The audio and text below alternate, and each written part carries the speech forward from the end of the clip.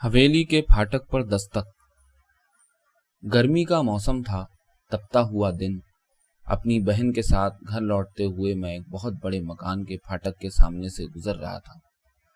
اب میں یہ نہیں بتا سکتا کہ میری بہن نے پھاٹک پر شرارتاً دستک دے دی تھی یا بے خیالی میں اس کی طرف اپنا ہاتھ صرف بڑھایا تھا اور دستک سرے سے دی ہی نہیں تھی۔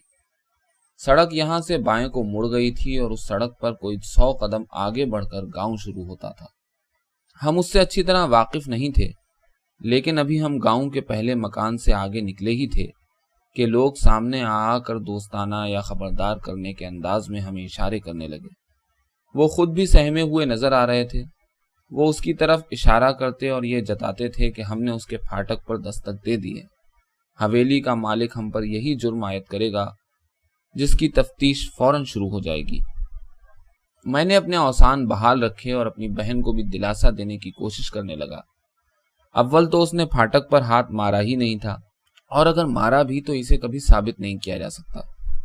یہ بات میں نے اپنے چاروں طرف کھڑے ہوئے لوگوں کو بھی سمجھانا چاہی۔ انہوں نے میری بات سن تو لی، مگر اس پر کوئی رائے ظاہر کرنے سے احتراز کیا۔ پھر انہوں نے مجھے بتایا کہ صرف میری بہن ہی پر نہیں بلکہ اس کے بھائی کی حیثیت سے مجھ پر بھی جرم عائد کیا جائے گا۔ میں سر جھٹک کر مسکرا دیا۔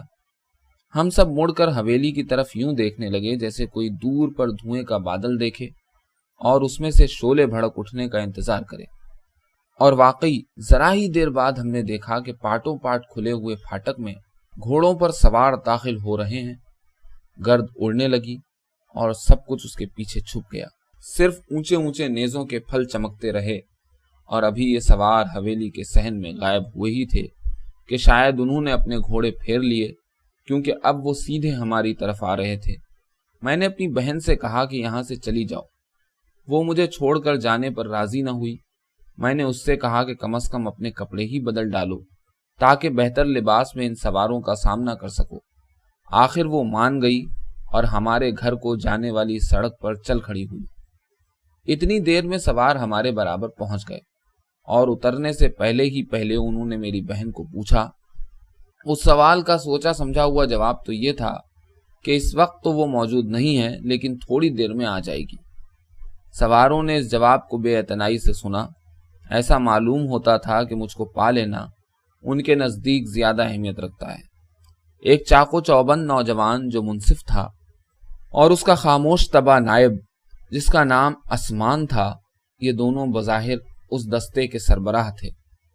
مجھ کو گاؤں کے سرائے میں چلنے کا حکم دیا گیا۔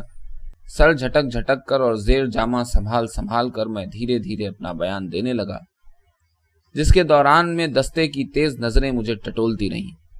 مجھ کو ابھی تک یقین سا تھا کہ شہر کا باشندہ اور عزت دار ہونے کی بنا پر مجھے دیہاتیوں کی اس جماعت سے چھٹکارا دلانے کے لیے چند الفاظ کافی ہوں گے، لیکن جب میں نے سرائے کی دہلیز پر پاؤں رکھا تو منصف، جو پہلے ہی سے وہاں پہنچ کر میرا انتظار کر رہا تھا، بولا، واقعی مجھے اس شخص کی حالت پر افسوس ہے، اور اس میں شبہ کی کوئی گنجائش نہیں کہ اس سے اس کی مراد میری موجودہ حالت نہیں بلکہ کوئی ایسی بات تھی جو مجھے پیش آنے والی تھی۔ وہ جگہ سرائے کے کمرے سے زیادہ کسی قید خانے کی کوٹری معلوم ہوتی تھی۔ پتھر کی بڑی بڑی سلوں کا فرش، سیاہ اور بالکل ننگی دیواریں جن میں سے ایک میں لوہے کا حلقہ جڑا ہوا، بیچ میں بچھی ہوئی ایک چیز، کچھ بستر کی سی، کچھ جراحی کی میز کی سی۔ کیا اب میں زندہ کی فضا کے سوا کسی اور فضا کی تاب لا سکتا ہوں؟ اصل سوال یہی ہے، یا شاید ہوتا، بشرطے کہ مجھے اب بھی امید ہوتی کہ میں یہاں سے نکل سکوں گا۔